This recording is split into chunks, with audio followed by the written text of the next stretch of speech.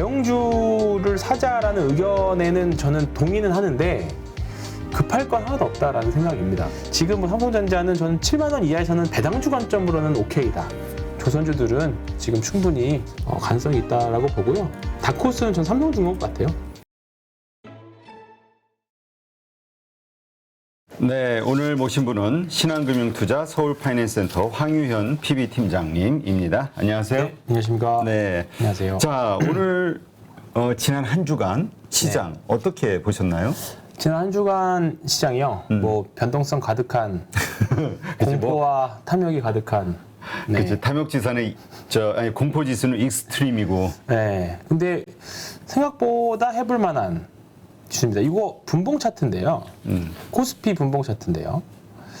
이건 3분봉인데 보시면 하루는 원웨이로 하락하고 하루는 또 보시면 그냥 주장창 올랐다가 주장창 올라가고 또 올랐다가 내려갔다. 이거 엄청 이게 변동이 좀 심한 하루긴 했어서 지난주 금요일에 또 급등했다가 쭉 밀렸다가 뭐 이것만 봐도 사실 변동이 엄청 심하다는 거 알 수 있으실 겁니다. 뭐 사실 개별 종목 변동도 뭐 그에 못지않게 움직였었고 사실 지수만 보면 지난주 금요일 종가가 볼까요? 지난주 금요일 종가가 코스피 기준으로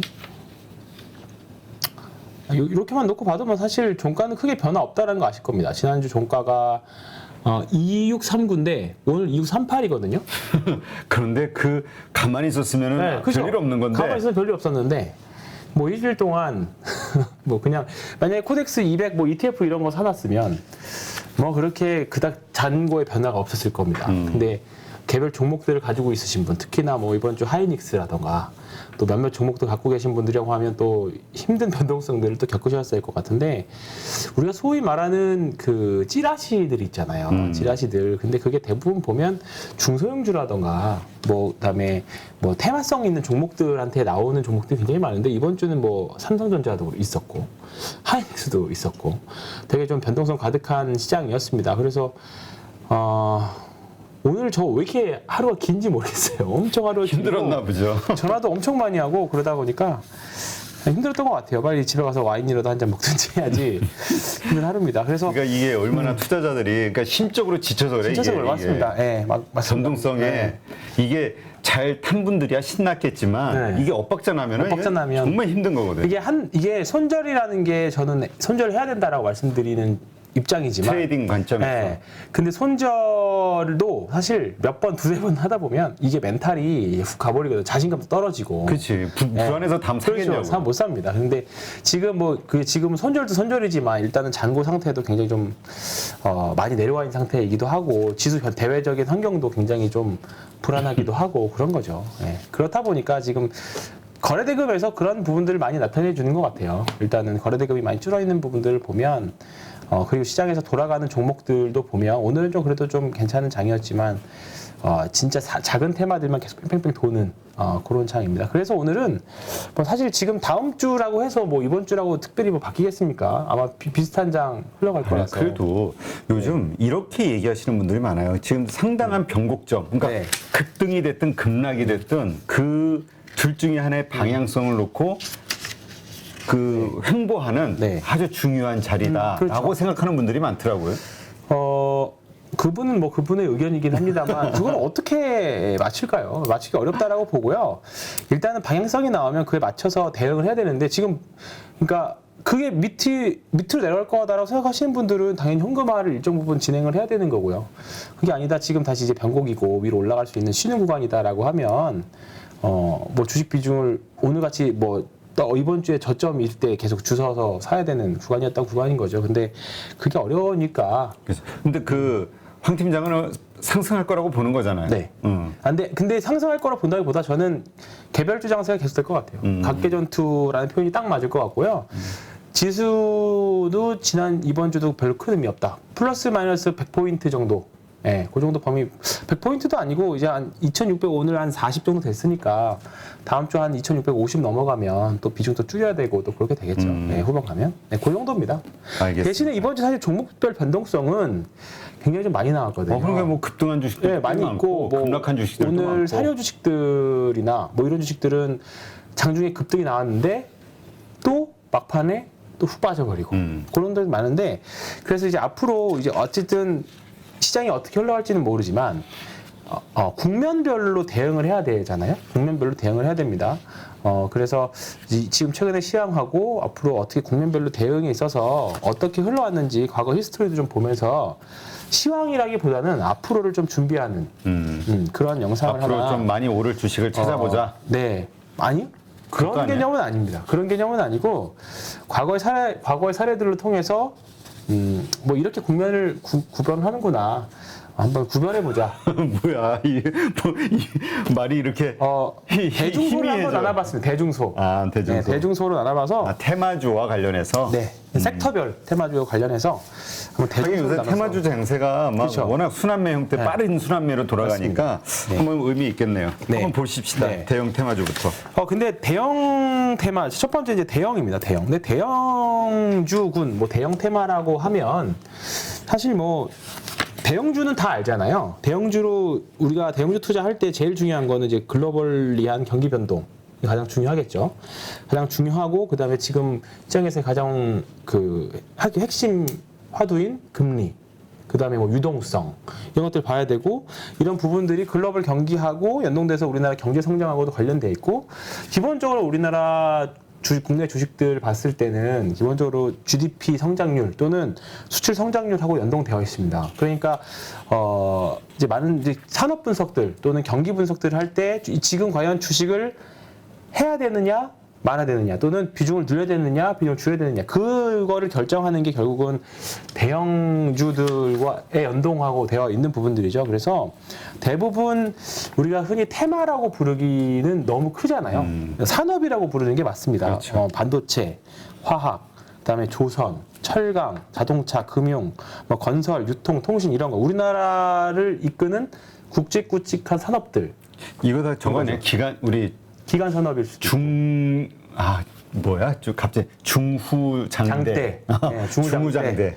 참 오랜만에 쓰는 단어네, 이거. 중후장대. 지금은 2021년, 22년에 이런 종목들이 다 전반적으로 좋았었고, 이 섹터들의 특징이라고 하면 사이클을 굉장히 많이 탄다라는 거. 근데 이제 사이클이라는 게 이제 내려가면서 사이클을 탈 수도 있지만 사이클을 잘 타면 이제 올라갔다 내렸다 하면서 천천히 우상향하는 그런 사이클인 거죠. 대표적으로 이제 그런 섹터가 되고 그리고 저는 사실 개인적으로 존버라는 말 있잖아요.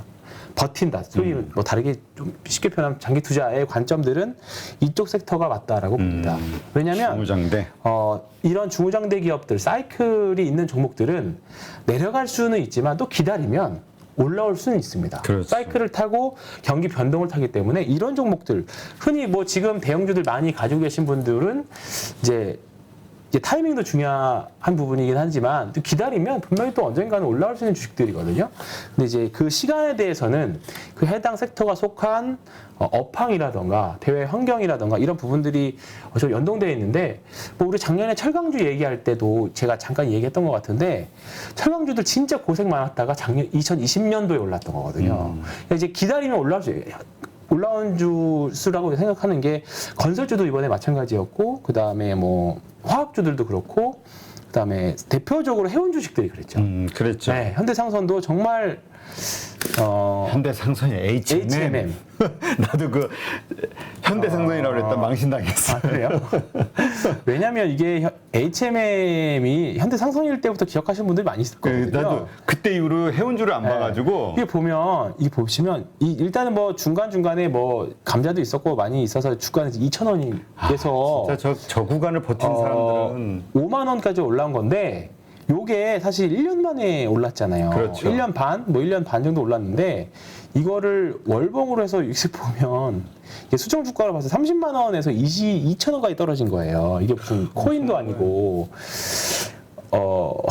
지금 10배 올랐지만 지금 10배 올랐지만 고점 대비하면 지금 엄청 아직 여전히 박살 나 있는 구간입니다. 그렇죠. 네, 근데 이제 이런 사이클을 잘못하면 이렇게 되는 케이스도 많이는 있습니다. 근데 대표적으로 이제 이런 지금 말씀드렸던 반도체 화학 뭐 그냥 대표적인 걸 생각난 거 말씀드린 거지만 이제 우리나라를 대표하는 산업들 이제 글로벌 사이클을 타는 기업들 그리고 국제적인 정세라던가 각 산업별로 경쟁자 뭐 이런 것들이 등장하면 그 사이클 주기가 짧아지거나 길어지거나 하는 정도 이렇게 되는 섹터가 소위 말한 대형 섹터입니다. 그래서 대신에 한번 사이클을 타면 이게 밀어붙이는 힘이 굉장히 강력해요. 중후장대라는 게 그래서 그렇거든요. 그래서 저는 이제 거대 관성이라는 표현을 하거든요. 오랫동안 쭉 쉬다가 한번 사이클을 타면 오랫동안 에너지가 응축됐던 것만큼 쭉 밀어 올리는 섹터들이 대부분 이쪽 섹터에서 나옵니다. 그러니까 어떻게 올라가다 보면 그냥 쭉 그냥 가는 거죠. 끝날 때까지, 사이클 끝날 때까지. 그래서 근데 그 사이클이 통상 우리나라 보면 한 2년 정도 되는 것 같은데, 뭐 이제 좀 단기 사이클로. 근데 이제 그런 관점이 이제 관성을 좀 볼 수 있는 섹터가 대형 테마라고 하기는 좀 그렇고, 이제 전 산업군이라고 보시면 될 것 같고, 또 특징적으로 이런 섹터들에 있는 회사들은 그 회사의 이름만 들어도 대략적으로 뭐 하는 회사인지 다 알죠. 한국 사람이라고 하면. 뭐 삼성전자부터 시작해서 뭐 현대차, 그렇지. 다 뭐 철강, 포스코 같은 회사들 다 마찬가지인 거죠. 그래서 시가총액 대부분 30여 개의 포진화되어 있습니다. 그래서 그날 지수를 움직이는 것도 우리나라 대표적인 지수고, 코스피 200으로 놓고 보기에는 코스피 200 같은 경우에는 사실 산업별로 섹터별로 조금 작은 주식들도 많이 들어가 있기 때문에 조금 모르시는 기업들도 많이 있을 수 있는데, 우리가 검색에서 뭐 시가총액 순위로 쭉 검색해 보면 대부분 다 아는 기업들이실 거예요. 그렇죠. 1위는 여전히 우리나라 삼성전자고, 이제 2위를 LG 엔솔이 탈환을 했고, 사실 그래서 삼성전자가 당분간 삼성전자를 뛰어넘을 수는 없을 거고, 2위 기업이 되는 회사가 그 시대의 상을 반영한다라고 하거든요. 근데 이제 LG 에너지 솔루션이 지금 2위에 있고, 이제 그런 분들이 지금 시대의 흐름이 맞다, 그렇게 보시면 될 것 같습니다. 그래서 그렇게 해서 보시면 될 것 같아요. 그래서 조금 시가총액 상위 종목들 위주로 조금 내용을 좀 볼까요? 그러니까 지금 많은 분들이 생각하는 게, 이번에 이제 지수가 이제 쭉 올라갈 때, 그러니까 관련 지수주를 사는 게, 그러니까 대형주를 사는 게 유리하지 않겠냐, 이번 반등장에서는. 그렇다면 어떤 대형주? 이거예요. 어떤 그럼 대형주냐. 결국 삼성전자, 하이닉스, LG엔솔 뭘 사는 게 가장 수익률이 좋을까? 근데 지금은 전반적으로 봤을 때 대형주를 사자라는 의견에는 저는 동의는 하는데, 급할 건 하나도 없다라는 생각입니다. 그리고 아직 어떤 섹터가 주도주가 될지 솔직히 모르겠어요. 어떤 섹터군에서 주도주가 될지. 그거는 이제 시장이 판단을 해줄 건데, 어쨌든 지금 삼성전자하고 하이닉스, LG 에너지 솔루션 모두 다 그렇게 썩 좋은 모습은 아니라고 보거든요. 특히나 삼성전자 같은 경우에는 이번 주에 450조 정도 투자한다고 밝혔는데, 결국은 돈을 또 엄청나게 많이 쏟아 부어야 되는 구간이고, 그 쏟아부은 돈을 언제쯤 회수를 할 수 있을까에 대한 것을 확신을 시장한테 줘야 돼요. 근데 그럼 시간이 좀 걸리겠죠. 우리 이거 지난번에 했었잖아요. 네. 그래가지고 2018년도에도 돈 그때 그쵸. 싹 쏟아붓고, 네. 보니까 한 1년인가 1년 정도 지나서 2020년, 21년에 나왔고, 근데 작년에 쏟아부었는데 올해는 계속 이번에 하락했어. 그렇죠. 계속 하락했고, 작년에는 이제 상승했다가 이제 올해 하락했고, 사이클로 본다라고 하면 한 내년 정도에는 저는 반등을 할 수 있을 것 같은데, 이제 그 부분에 대한 이제 트리거는 저는 뭐 계속 말씀드리지만 파운드리 쪽이지 않을까 파운드리. 봅니다. 왜냐하면 지금 TSMC하고 이 인텔하고의 경쟁이 계속 치열해지고, 생각보다 수율은 잘 안 나오고 있고, 그런 부분들을 과연 삼성전자가 어떻게 극복할 것인가에 대한 여부가 아마 조금 시간이 좀 지나면 나오지 않을까 싶습니다. 그러면 뭐 우리가 굳이 그 수율이 어떻고 저떻고를 공부할 것도 없이 삼성전자 주가가 먼저 말해줄 거라고 봐요. 그래요. 뭔가 외국인들이 왕창 타는 느낌이 먼저 있을 거고, 그렇기 때문에 지금 뭐 삼성전자는 저는 7만 원 이하에서는 배당주 관점으로는 오케이다. 대신에 뭐 지금 사서 바로 7만 원까지 올라가면 저는 팔을 것 같아요. 근데 그 밑에서의 좀 에너지 응축 구간, 이거는 이제 지금 주봉인데요. 삼성전자 주봉인데, 오늘 왜 이렇게 바쁘냐 생각했더니 계속 오늘 이런 말씀들을 하고 왔어요. 그러니까 지금 계속 하는 말씀들 있죠. 삼성전자 사도 되냐 말아야 되냐. 그렇지. 네. 왜냐면 요즘 그 슬슬 대형주를 사자라는 얘기를 하고 있거든요. 너 황 팀장 너는 어떻게 생각하냐. 근데 지금 보면 요만큼 1년 정도 올랐고 1년 정도 지금 하락한 거거든요. 네. 근데 지금 이제 에너지 응축 구간, 조금 더 저는 횡보 이제 기간 들어갈 줄 알았는데, 이제 뭐 대외 변수들이 좀 생각보다 세게 나오면서 조정이 나오는데, 지금 구간은 이제 저는 떨어질 때마다 사도 된다라고는 봐요. 근데 이제 지금 뭐 쉽게 말하면 모으는 구간이죠. 근데 뭐 지금 어떻게 보면 가장 쉽게 할 수 있는 말이에요. 떨어질 때마다 분할 매수. 근데 그 의견에 대해서는 저도 동의하는데 저는 급할 거 하나도 없다. 네.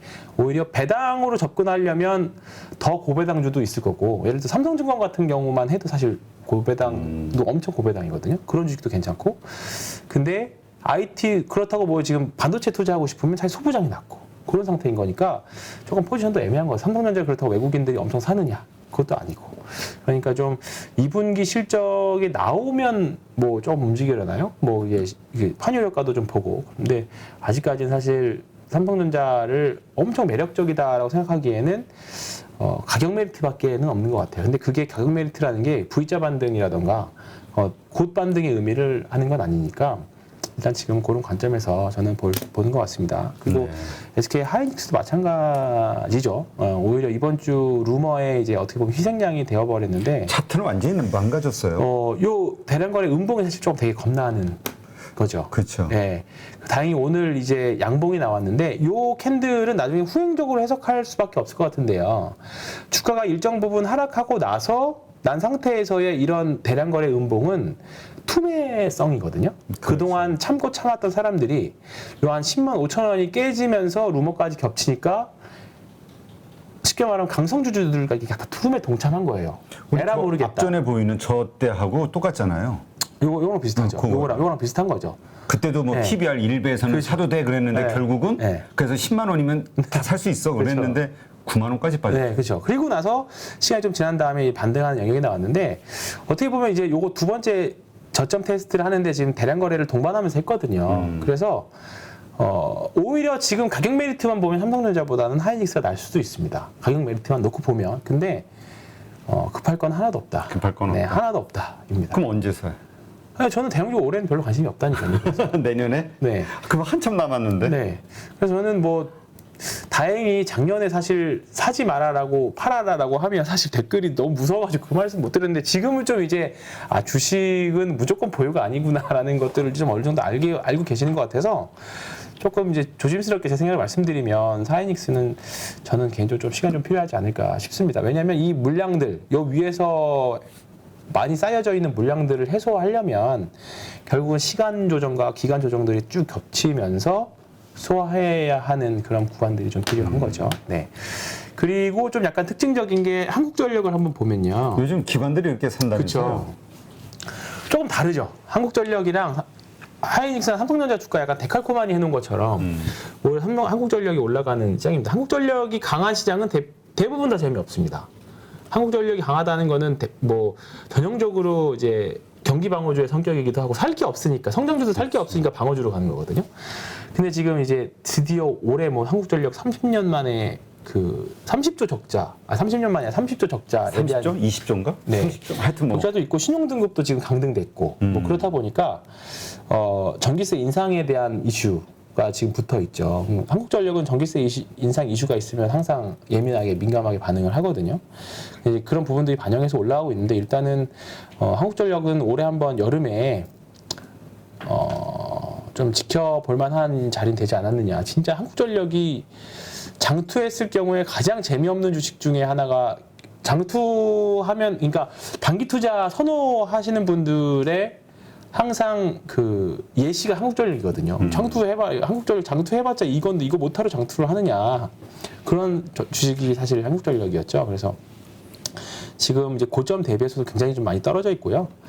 지금 구간에서는 오히려 좀 전기세, 이번 신정부에서 전기세 인상 이슈가 좀 붙어준다라고 하면 원자재 가격도 엄청나게 많이 올랐잖아요. 그러니까 한다고 하면 주가는 조금 더 탄력적일 수 있는데. 그러니까 이럴 때 반등할 때 팔아야 돼, 사야 돼, 이걸 아마 고민할 거예요. 근데 한국전력이 강해지면 강해질수록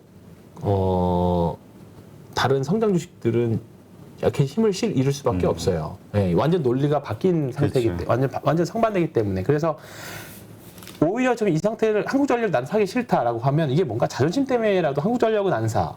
저 재미없는 주식을 내가 왜 사라고 하시는 분들도 있을 거예요. 근데 이제 이거를 약간 어떻게 보면 그 인디케이터 지표를 이용해서 한국전력이 꺾일 때쯤에 성장주를 사는 전략도 우리가 사는 게 아니라 그냥 네, 지표로서 보자. 지표로서 보는 바라보자. 것도 좋은 방법일 거라고 저는 생각을 합니다. 그래서 알겠습니다. 저도 뭐 한국전력을 추천드리지는 않아요. 근데 그렇죠. 저도 이제 그런 관점으로는 일단 좀 보고 있습니다. 네. 그래서 대형주 대형 산업에서 또 우리가 좀 주의 깊게 봐야 될 게 또 뭐가 있을까요? 지금 가장 고민해 보실 만한 게 조선주는 대형주에는 조금 대형주라고 해야 되나요? 예, 대형 산업에 들어가니까 같이 봐볼까요? 그렇죠. 조선주가 네. 현대중공업 좀 보면 그 현대중공업은 근데 좀 약간 어떻게 보면 이제 분할 상장하는 바람에 좀 차트도 없고 좀 그렇긴 한데 현대미포조선을 좀 볼게요. 네. 예. 현대미포조선하고 삼성중공업을 좀 보면 되는데 현대미포조선뿐만 아니라 다른 조선주들이 그나마 좀 지금 잘 버티고 있는 섹터들 중에 하나입니다. 이게 어떻게 보면 지금 시대상을 지금 시장의 수급이 어디 있는지를 사실 보여주고 있는 흐름입니다. 예. 왜냐하면 정말 이제 조선주들은 말씀들 이제 그 전쟁 때문에라도 이제 반강제적으로 이제 이런저런 영상 보시면서 공부 많이 하셨을 거예요. 이제 에너지 정책도 바뀌고 군산에 안 돌아가는 조선소도 이제 돌아가기 시작했고 그런 관점에 봤을 때 LNG 수입도 전반적으로 늘어날 거고 하면 조선사 우리나라 한국 조선사들이 이제 체질 개선이 많이 됐다. 그다음에 1분기 실적은 1월 1분기 실적이 엄청나게 안 좋았음에도 불구하고 잠깐 단기 이슈로 하고 다시 올라왔거든요. 그러면 조선주들은 봐야 되는 거 아니냐. 이거 지금 당장은 요만큼 올라왔지만 이거 월봉으로 보면 얘도 아까 말씀드렸던 HMM하고 거의 뭐 비슷하죠.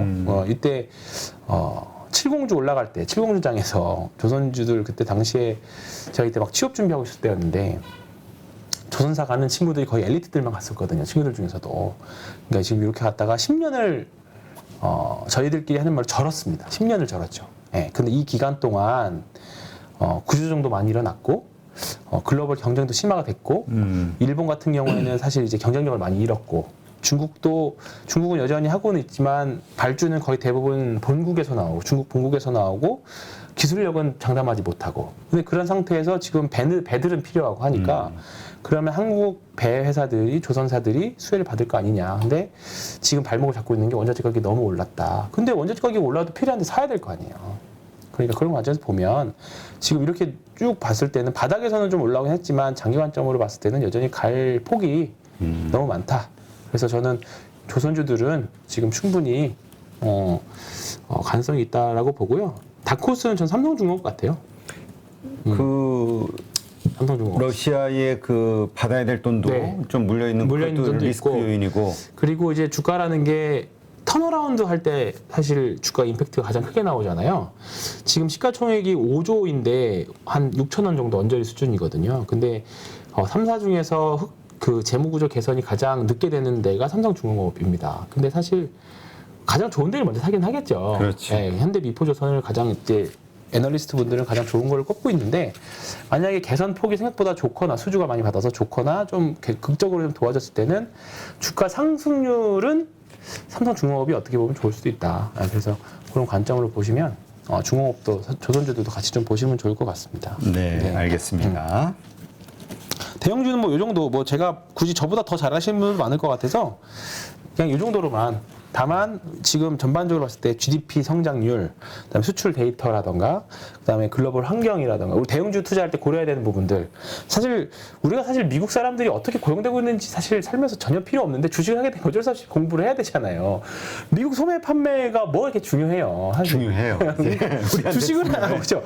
주식을 하면 중요하죠. 근데 제가 막 주식시장 폭락장일 때 좀 약간 저 광화문 앞에 있는 청계천 이렇게 걸어가다 보면. 정말 그냥 세상 평화롭게 걸어다니시는 분들 많아요. 저런 사람들 주식 안 하는 분들이면 나 같은 고민을 하고 있을까? 정 평화로워 보인다. 약간 그런 생각도 하긴 마음의 드는데 평화를 얻으려면 주식을 하지 말아야 돼요. 아무튼 그런데 일단은 이제 우리가 고민해야 될 것들이 굉장히 많다. 사실 뭐 그리스 예전에 과거에 남유럽 국가들 이제 좀 부도 막 나 그랬을 때 피그스 국가들 걔네들이 부도가 나든 뭔 상관이야라고 했는데 주식을 하면 상관이 있죠. 네, 그러니까 이런 부분들 사실 공부할 게 엄청 많습니다. 저도 사실 애널리스트가 아니고 이제 영업사원이다 보니까 이거를 사실 겉핥기적으로 풀고 돈이 몰린 섹터들 찾다 보니까 좀 어떻게 보면 상대적으로 소홀한 부분도 좀 있거든요. 근데 진짜 주식 투자, 가치 투자를 하시려면 이런 부분들이 중요하죠. 그러니까 이 부분들이 먼저 선제 조건으로 주식을 해야 되냐 말아야 되냐를 결정하는 부분들이니까 네, 이런 부분이 공부가 먼저 선행이 되고 나서 그다음 산업별로 파야 되는데 이게 주식시장이 좋을 때는 사실 뭐 공부 많이 안 해도 되거든요. 그렇죠. 그냥 좋은 거 올라가서 다 사면 돼요. 2020년 하반기부터 2021년까지. 근데 주식시장이 떨어질 때는 그때부터 이제 부랴부랴 공부를 하죠. 그러니까 지금 이런 공부를 해놔야 다음 시장의 산업 구조가 어떻게 바뀌고 우리나라 수출 환경이 바뀌고 수출 데이터가 어떻게 나오느냐에 따라서 시장의 주도주들이 나오기 시작하거든요. 지금 자동차도 뭐 기아 이런 종목들이 그래도 시장 조선 주도 역할을 하고 있는 부분들이 그런 부분들이랑 다 연관이 되어 있는 거죠. 그래서 다음 섹터의 주도주가 어디가 될지에 대한 고민은 사실 지금 해야 돼요. 지금. 네. 알겠습니다. 지금 해놓으면 나중에 주식시장 할 때 좋아질 때 지르기 편해지죠. 알겠습니다. 그런 관점으로 대형주는 그렇게 보시면 좋을 것 같고요. 참고하시고요. 네. 누구나 1시간 안에 200개 종목에서 좋은 종목을 고를 수 있는 그런 능력을 배양할 수 있도록 제가 도와드리려고 그렇게 하고 있습니다.